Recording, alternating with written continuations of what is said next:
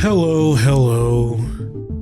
It's yours truly, Mr. G, calling once again. And you're listening to Unidentified Education, your source for the intriguing, the mysterious, the strange happenings of this world in which we live in.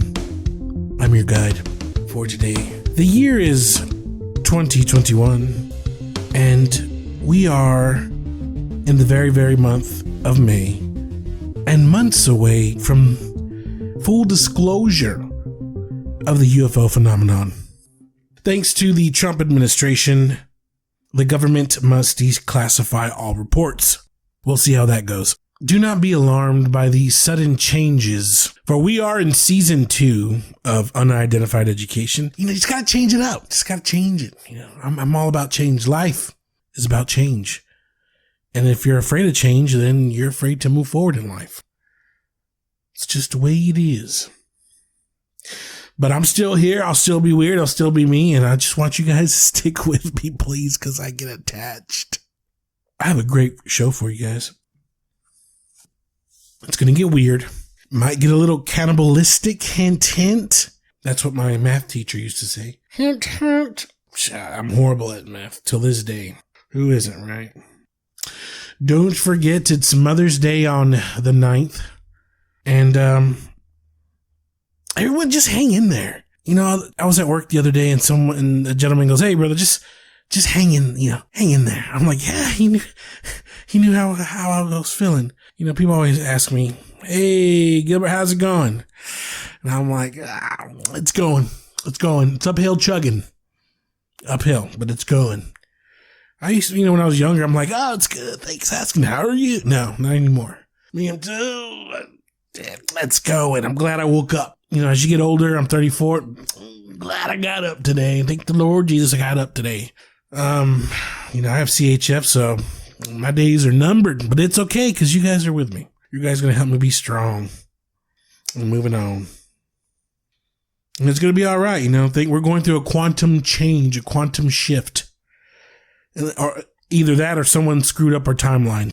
Ever since I was young, I've been, I had a compulsive, or not a compulsive disorder, but I had a tick. It's something that made me want to start everything all over again. I could be playing a video game, cleaning the room, and it's just so overwhelming. I was like, I need to clear everything out and start from scratch. I would throw everything out in the hallway, dirty clothes, whatever you got, and just start all over, a bare bed mattress, and then, I throw the TV out and then put it back in there. Cause that was my thing. And, as I got older, you can't really do that. And now just, when there's dishes in the sink, I just throw them away. I throw them in the stuff. I'm not gonna wash them. I don't even have a dishwasher. Throw them away. But now it's getting to the point where I'm running out of plates and cups, and, people are coming over like, "Where's your stuff? What do you let you know?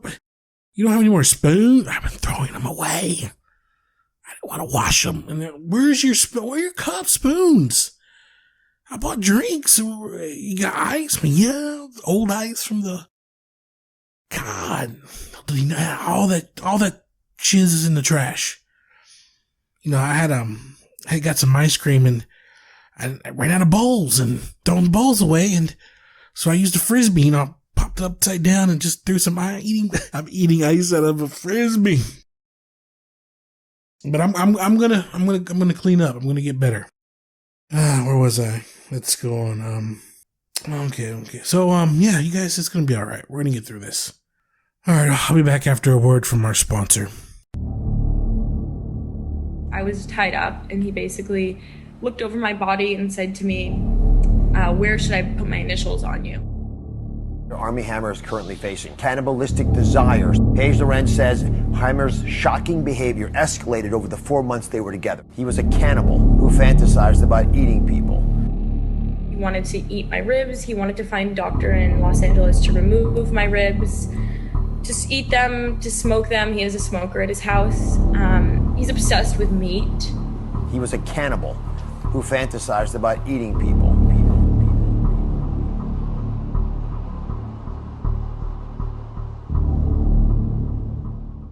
I've been hungry in my life. I've had them severe munchies, but never have I ever wanted to eat a buddy or a friend or a girlfriend, a body part.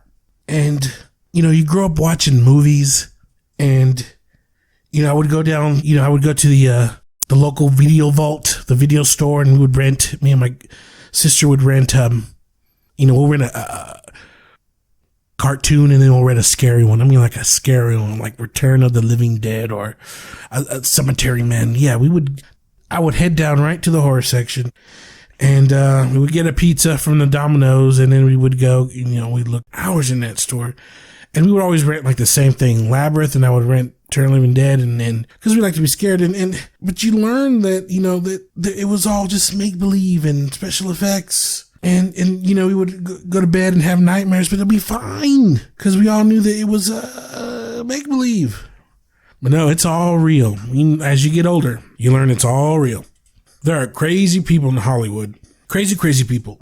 You got your vampires, your cannibals, people on bath salts, your zombies. Everything that you were ever told it was... you can't be a skeptic anymore. Things are just so weird and real, and with technology, you find out who's crazy and who's not, and who's a cannibal, who's not. Armie Hammer, poor dude. Things are changing. People are changing history and the way we police, and we've gone through a shutdown, and government's finally revealing UFOs. It's everything's possible.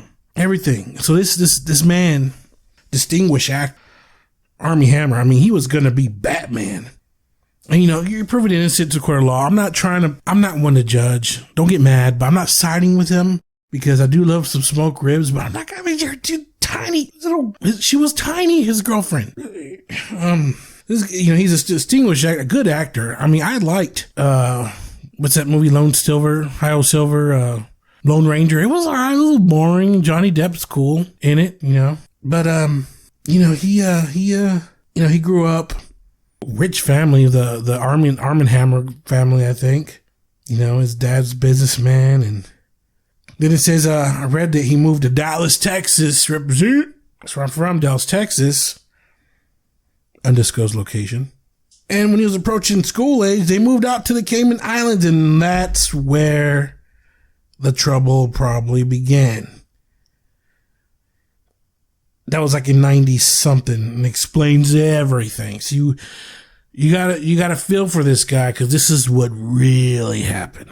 This is how he became the cannibal. Back in the 90s, rich people go and they go to vacation a lot, right? So he was vacationing, and his dad decided to take the boat, and he said, "Come on, Mr. Hammer, we're gonna go out. We're gonna go boating, but you're gonna go by yourself, because you got to learn." And he goes out, and this is the Cayman Islands, so. They go to the Cayman Islands, and he's on his boat, and then just, the weather the weather's going, it's raining, and poor Armie Hammer's lost. He's lost at sea, and the rain's going, and it's just, might put some rain sounds or something. I don't know. We'll see. And the rain, oh my goodness. And the tiny ship was lost, but not by the courage of the Armie Hammer. He looked, and he saw some land in the distance, and he went that direction in his boat. He was in a sailboat, and Armie Hammer's dad had to go to a meeting, so he totally forgot about him. So then Armie Hammer crash lands on an island. He's passed out there, like in Castaway. So he passed out on the beach, and he wakes up, and he's like, "Where am I? Where's my butler? And then that's when he sees it. He's on a lost cannibal island. Turned out the island he was on was filled with cannibals, and there he had to escape. He's running through the jungle, trying to find some people. Then he finds a cannibal tribe. I'm gonna say Canadian cannibal tribe, and he's trying to escape from them. He's like, "No, they're gonna eat me." So he's running. He's like, "I have money." And they're like, "We don't," in their language, "we don't want your money." And he's running and running and running. And he's going through the forest. The drums are playing. So imagine him running through the jungle and being chased by a tribe. They're all like covered in red blood probably. And they got their nose pierced. And, they have the blow darts. And the blow darts are whizzing past his ears. But he's so athletic and rich and famous. And he's just like running. And the drums are playing. Trips over a log. And then he gets knocked out, and he wakes up, and he's surrounded by the cannibals. And they're like, "Join us, or we're going to eat you, because you are a rich white man." he said, if you can't beat him, join him. So poor little Armie Hammer, this is turning out to be a movie. Okay. So yeah, he has to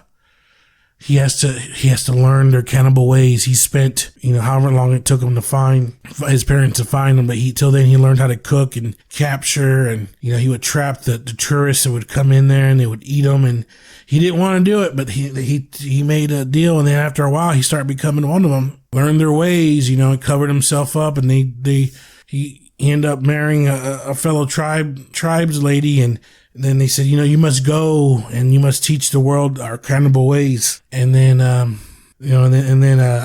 so then they find him and they're like, Armie, you don't have to be a cannibal anymore. And he's like, I cannot run from my past. He starts talking like a cannibal. I cannot run from my past, he says. It's too late. They already brainwashed him.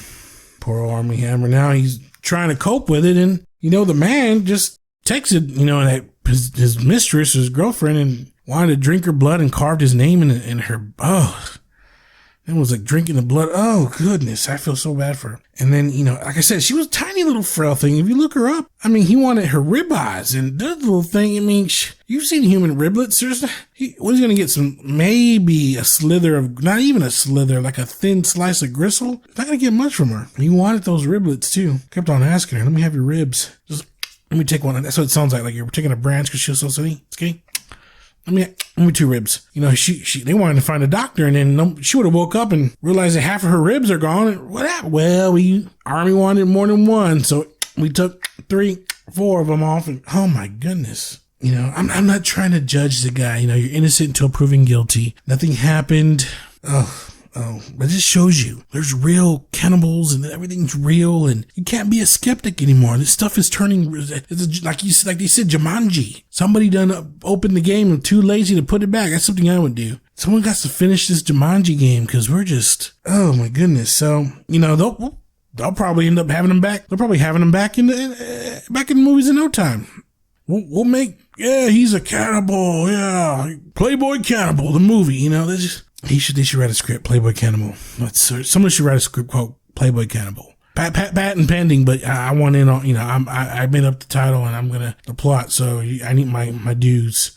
Oh my goodness. The rich and famous Hollywood is just, all that shiz is real. It's not make believe anymore. People go there and then they spend all their, they try to get rich and stuff, and they just not. They die there and they die in the Hollywood cemetery. It's a lot of history there, but that's Armie Hammer for you. But that's the story of the Hollywood cannibal. And you guys look them up. If you want to send a message, would you let your loved one eat your ribeyes? Is that what you're into? You can comment or leave me a message. I'm not going to judge you. I don't know what would you do if you were in that situation, somebody rich and powerful, and they're seeing you like, what, I would really love to break off one of your ribeyes and eat them, put barbecue sauce and put them in the freezer, and then we're gonna eat them together. No, I don't know. That's up to you. You tell me what you're gonna do. All right, I'll be back. So what have we learned? Well, we learned that I use Frisbees as a bowl for ice cream. We learned that anything's possible in this generation, in this world. UFOs and aliens are real. A Bigfoot was real. Everything was real. All that's real. Hollywood's real. There's zombies, there's vampires, and there's cannibals that are actors. Good. I want to say good days are just around the bend, but it's real hard right now. Let's just say good days are around the bend. It's okay to start all over again, but you just can't throw away everything. Sometimes you just have to start washing the dishes, and you just can't just throw things out of your life. You got to care for them and wash them. And don't use Frisbees as bowls. Use a real bowl. If you can't afford it, go to the dollar store and buy you some throwaway bowls. And I got to get better in math. Well, this is, I have a good feeling season 2 is going to be good. You guys stick with me. This is therapeutic for me. And I just hope I can entertain you guys while you're living your daily lives. Just have me on the radio, have me on the back, playing in the background. I don't really cuss a lot. So you don't, if kids are listening, they're not gonna hear me. I don't cuss or anything. I try not to. I mean, this one's kind of violent when we're talking about cannibals, but I'm not gonna, just, thank you so much for listening. That's all I want to say. Thank you for listening. And if I could entertain you, hell, that's good. That's okay with me. Till then, I want you guys to look at positive thoughts, positive energy headed your way, and keep believing, and remember, anything's possible because there are cannibals in Hollywood and vampires. But there's good things like unicorns that have to be real, right? So there's good things that are real too. So you just think of the good things. Let's think of the bad things, and stay tuned till next time. Thank you, Lee, for listening. If I'm on YouTube now, so if you're listening to YouTube, comment, like, subscribe. Until then, I will see you on the Flippity Fly. Bye.